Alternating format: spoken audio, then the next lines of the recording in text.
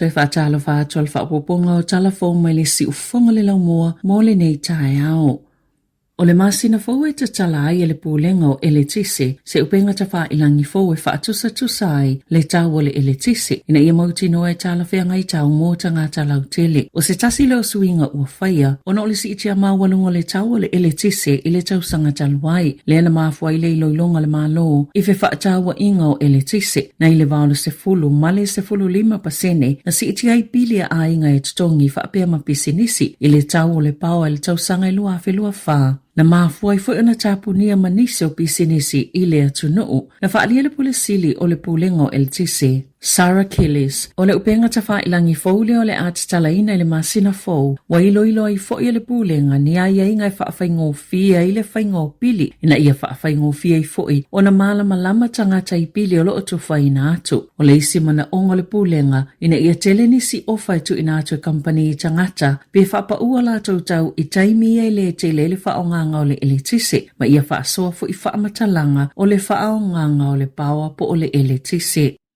Ua whaalia e au nanga fesosoani, wa lato mole mawina le si itia mawalunga le numero tangata, e momoe solo i politito fale ulua le taulanga i Wellingtone, ai le ngata ilea, wa waaia fo ini tangata fōu, o fia maua le fesosoani. Sa fola le malo se tula fono mo tangata ilea ni ainga, leo le a fola sia isi taimi le oto e mamao. I totono masina e ono muli le tau sanga lua felua 5, sa ile vao le tolu se fulu ma le faa se fulu, tangata na whaafia ngai ma au whainga luenga au nanga fesosoani. Soani, ma o se vaenga ile iwa aia mua, pe ona whaalia le pule silo le Downtown Community Ministry, mai le whaiunga le lua whelua tolu, e o mai le amatango le lua whelua 5, e whaase fulu pasene na si iti ai le numero tangata momoe solo i politito fale uloa, e tutono le taitolu masina, pe tu samal to se lauono se fulu tangata ile ini ainga, sa momoe solo i politito fale Wellingtone, ile tolu masina taluai, pe ona sauno Natalia Cleland, o le maua Marcus Pohio 5 fitu tausanga, pe lua masina na moe ai fo i oye ilu mo fale uloa, o tele tausanga o nofo i se fale na mawhai o na maua, o na ole sosonia le Downtown Community Ministry, peitai na leto e mawalo na fale ina ua ave o ia le fale pui, ma e tele lava ina nga oi fale uloa ina ia mawhai o na ola ai, e le atasi o na alu i le fale pui, e tele lava o fuala au whaasaina o le nga oi ma mionga le tau pulea, na whaalia e le tau le lea, ato e alu le fale whaamasino e tali ona molianga fōla nga oi, o le atalu sanga e toi ave e loka le fale pui, mai fōlinga mai, wa pei lava le to ese, o lona ainga.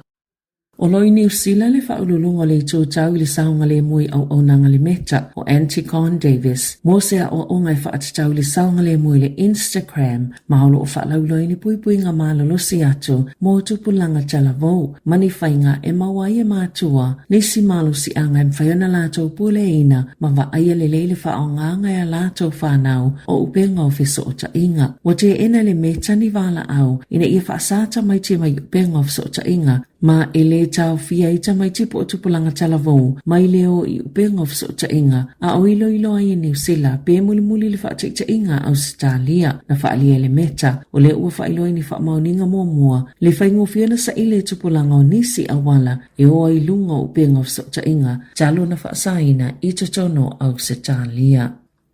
O le whaalinga le malo, e tau ngofia atu mō tangata i fia suela i sene ave ta avale, le suinga tele lea ua o lātou whaia, pe ona wholasia le minister whela o Inga Chris Bishop, i lea solua i au kilani, ona e tau ngata le whaingolo iai nei ma ua lewa, e le oto i tala whia ngai ma o ili tūlanga i tatau na iai. O le suinga pito sili leo na tele i lea pol kalame, talo mai le tau sanga i loa fe sefultasi, ina uasi i le sefulu ono tau sanga mai le sefulu 5, le matua te tawai o na anga waa le talavou i le laisene a oa o po le learner, o le alito ieni suenga mo laisene a toa po le full license mo le class 1 po ta'avale masani, e le to i whaiase suenga e su iai mai le laisene e iei tuunga whaapitoa po le restricted, anga i ile laisene a toa, e se fululua masina le piliota mo le laisene a oa o, mo e i lalo le tailua 5 tau sanga le mātutua, ua whaapopo le ono masina, a iei le filifilinga mo tangata i lalo le tailua 5 tau sanga le mātutua, e whaititi e le pili liota o le sifululua masina o le laisene a'oa'o anga i leono masina e ala i le pu'e o i Julai e whaiaila na a'oa'onga pe ua mai a fo'isana le sona po o le kos ua whaatangaina na a'oaila na ave ta'vale.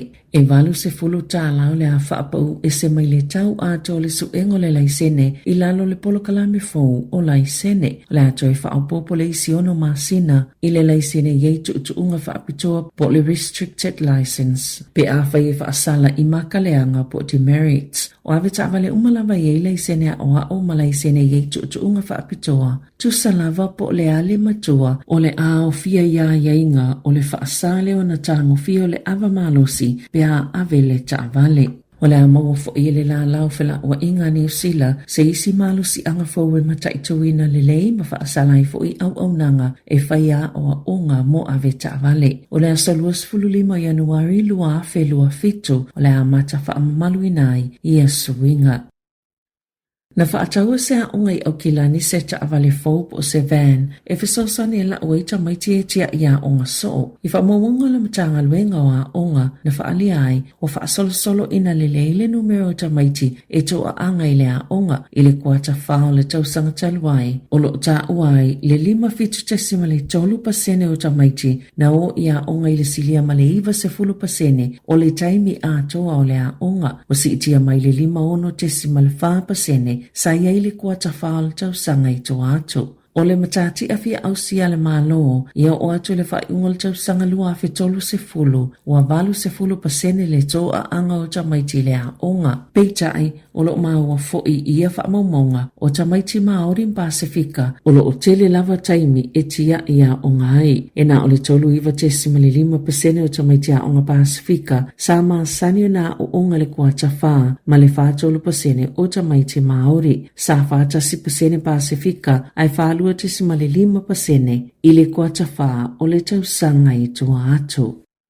Ua whailoa le whaipulo le leipa pēni he nare lo na whaase e tua ngalu mai upu whai o le malo. Pe ona ia saunoa, wo ule teimi ave lo na malo si se isi ngā luenga. Sa wha maoni e he nare i le leite o New Zealand le asolua. O le a le toi tau vai le no fua whapalo tau tamaki i maka o rau i le nei tau sanga. O se fululua tau sanga o he nare i le pale mene o New Zealand e au fie tau sanga i ono i to finga wha minister e tele nisi mata upitutonu o le te ao Maori e fina ngalo e ave iaila na wha mua e au fiele te tai toke rau ma le ngā puhi. I le taimi alwhai ngā malo a le leipa na umia i he nare to fingo le minister le malo si anga wha fita whanau ora pui ngalau tele tangata tā whao ma le ACC.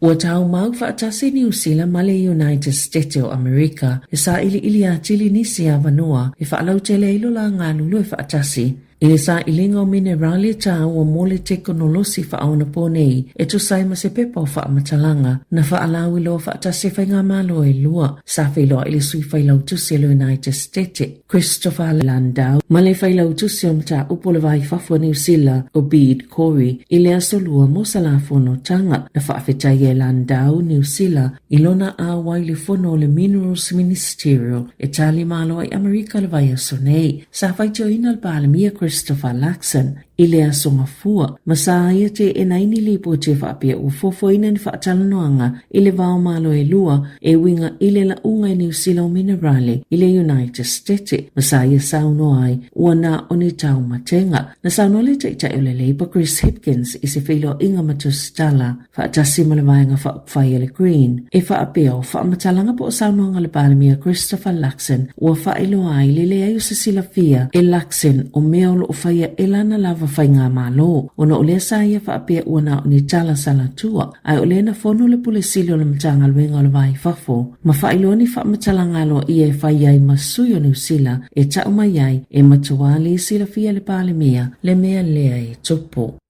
I ta alonga, ua tali le la kapia le lalangi whaitio ngai winga le taalonga tatala malai o le ipo lalangi lua fitu i le vao au se talia ma Hong Kong i le aso momo o ke topa sa ele wha muemoenga o le au tāpuai o se taalonga mata ina o le a whaia e tatala malai ai i le vao le Wallabies ma le Olopeleki le ai pulu whaatasi aina sauno le taitaifono Brett Robinson o le matawhai o le komiti whaatono o le whaatao laola leo le taalonga mo ia lava O pulo se avanoa le leilea e manino mai ei po ai au e pito silio na malo losi. Peitai o lo iai fo i au o lo matua tau mawhai malo si lava. E lua se fulu wha au le ipo lalangi, lima se fulu lua leo wha ingo ta alonga, i aso i se fulu iwa i te tonu o a ai e fitu. Lea wha atino o mata alonga au e wha pito ilunga po le semi-finals. Ile malai tele asini Australia, wha pele su engo le siampini ile aso se fulu tolo Novema, e amata mai le ta i wha se fulu ono ta la,